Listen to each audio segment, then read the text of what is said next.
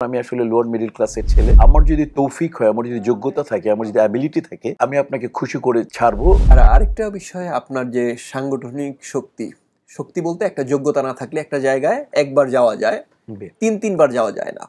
জি, আপনি তিনবার চলচ্চিত্র শিল্পী সমিতির সভাপতি পদে নির্বাচিত হয়েছেন, এই বিষয়ে একটু জানবো। না এটা আসলে ভালোবাসা। মানে আমি আসলে ওই যে বললাম না যে কিছু লোক জন্মগতভাবে মানুষকে ভালোবাসতে চায়। আমি আজকেও বলি, বলি আমার যদি গোপনীয়তা থাকে, আমার যদি তৌফিক হয়, আমার যদি যোগ্যতা থাকে, আমার যদি অ্যাবিলিটি থাকে, আমি আপনাকে খুশি করে ছাড়বো। আমি খুশি করতে চাই। আপনি খুশি হন, আপনার খুশির মধ্যে আমার খুশি লুকায়িত আছে। আমি নিজের খুশি থেকে অন্যের খুশিটা যখন দেখি, আমার দ্বারা যদি ওটা মানে মানে সমাধান করা হয়, তাহলে আমি খুব খুশি হই। কারণ আমি আসলে লোয়ার মিডল ক্লাসের ছেলে।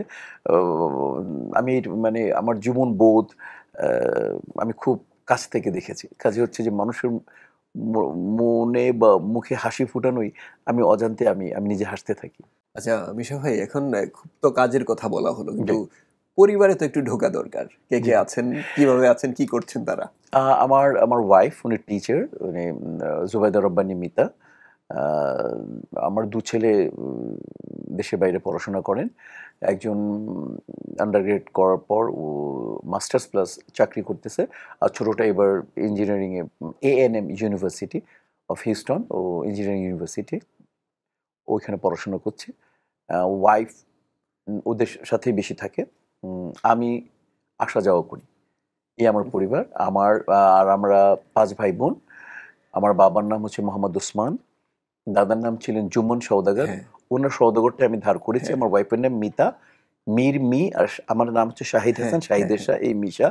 আপনারা জানেন। তো আমার দাদা জুমন সওদাগর, বাবা মোহাম্মদ ওসমান, আমার মা বিলকিস রফিজা, আমার বড় ভাই উনি প্রয়াত মারা গেছেন।